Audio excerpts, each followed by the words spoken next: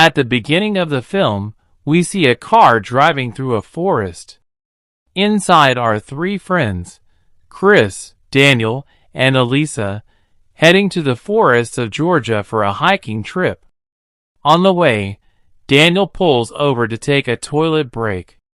While he is away, Chris brings up an incident from the previous night to Elisa, but she tells him to keep quiet, insisting it was a mistake.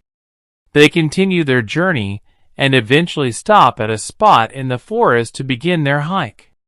As they walk, Daniel mentions that during the Second World War, the Russian army dropped a large number of bombs in this area, and many are still found to this day. From their conversations, we also learn that Daniel and Elisa are in love and are soon to be married, a fact that makes Chris feel slightly uneasy. That night, after pitching their tents and sitting around the campfire, Daniel asks Chris why he looks so downhearted. Chris brushes it off, telling him not to worry about him and to focus on enjoying life with Elisa, especially since they're about to marry. Daniel reassures him, saying, "Don't think for a moment that once I'm married, I won't be out partying with you. We've been friends since childhood, and we'll carry on just the same." This lightens the mood, and the three of them enjoy the evening. Eventually, Daniel and Elisa retire to their tent, while Chris extinguishes the fire and heads into his own. The next morning, Chris wakes to see a stranger tampering with their belongings. Quietly approaching from behind, he attacks the man. The stranger shouts that he's a friend of Daniel's, though Chris has never seen him before. Just then, Daniel and Elisa arrive and tell Chris to stop.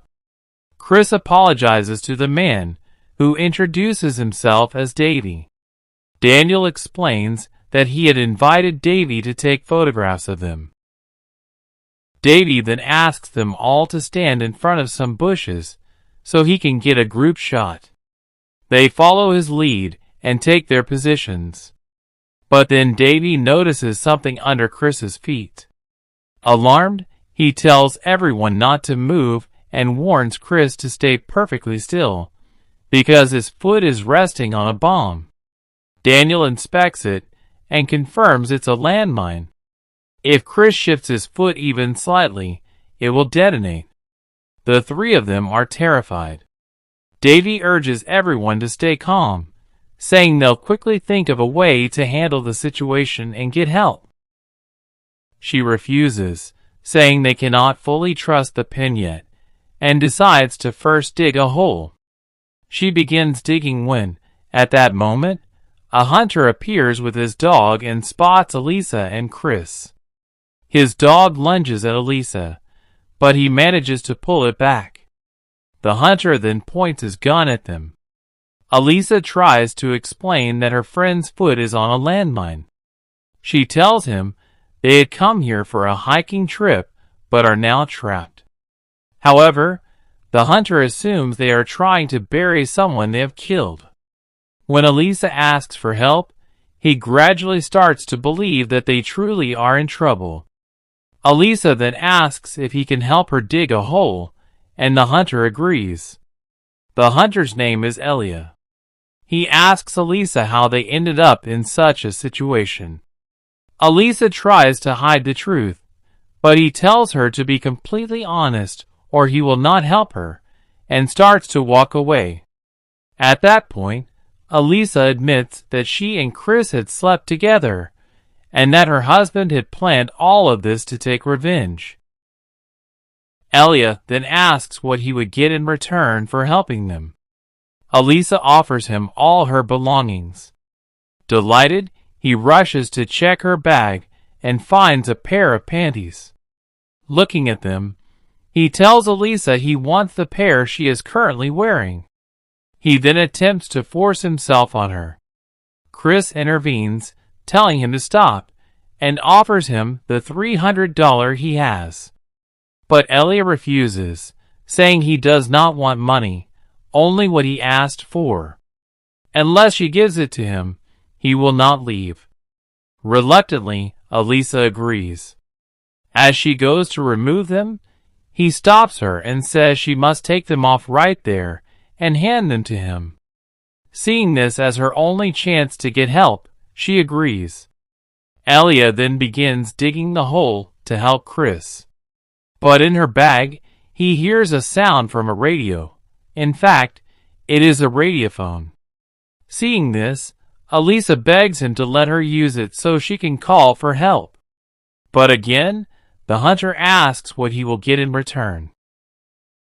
Elisa pleads repeatedly, but he throws her underwear far away and tells her she must bring it back to him in her mouth, like a dog, if she wants the phone. At first, Elisa refuses and resumes digging, but finally, she is forced to comply. She does exactly as he demands, and only then does Elia allow her to use the radiophone. Elisa calls the emergency number, but the officer on the other end does not speak English and cannot understand her. She then begs Elia to call for help in the Georgian language, but Elia says he will call for help, but only if Elisa undresses for him first. Hearing this, Elisa tells him to leave at once. But on the radio, the officer keeps asking for a response, so Elia orders Elisa to tell him that they are perfectly fine. If she refuses, Elia could face police charges, so he forces her to say it. Since Elisa doesn't speak Georgian, Elia offers to translate for her, but only on the condition that she removes her clothing, piece by piece, until he is satisfied with her answers. Threatening her, he makes her comply, and to respond to the first question, Elisa is forced to take off her top. After this, no more questions come from the officer, so as per their deal, Elia starts to leave. But suddenly, the officer speaks again over the radio. Elia rushes back. Elisa, terrified, pleads with him to go, but Elia holds her at gunpoint. Chris distracts the hunter long enough for Elisa to run, but Elia quickly goes after her with his dog. Meanwhile, Chris manages to grab Elia's gun with the help of a chain. Elia soon returns with Elisa, and Chris points the gun at him, demanding he let her go. Elia refuses and instead tries to assault her. Chris cannot bring himself to shoot, worried his aim is not steady. Just as he is about to fire, Elia's dog attacks, knocking Chris into a pit. The gun goes off, and the bullet hits Elisa. When Chris regains consciousness, he realizes Elisa is dead, and the landmine had been fake all along. The scene then shifts to several months later. Chris approaches a family, claiming he is a tourist who has lost his way. With no map shop nearby, the woman and her daughter offer to print him one. Chris goes upstairs while they prepare it. It is then revealed that this family belongs to Elia, who is away at work at the time. Once the map is ready, Chris prepares to leave, but the woman invites him to stay for lunch. Chris agrees and sits down. At that moment, the hunter, Elia, arrives home. Shocked to find Chris at his house, he orders him to leave immediately. His wife and daughter are confused, not understanding the tension. Making an excuse to drive Chris somewhere, Elia takes him outside and warns him, "Please leave. I don't want my family to be in danger because of all this. I'll meet you alone in an hour." Chris agrees and walks away. But shortly afterwards, Chris injures Elia's dog as part of a plan. Chris slips back into the house. Seeing this, Elia goes to fetch his gun to kill him, but Chris shoots him in both legs first. He then ties up Elia's wife and shows Elia Elisa's underwear, demanding that he tell his family exactly why Chris has come here. Elia admits that when he is drunk, He sometimes does terrible things. In the same way Elia had treated Elisa, Chris now does the same to Eliah's daughter.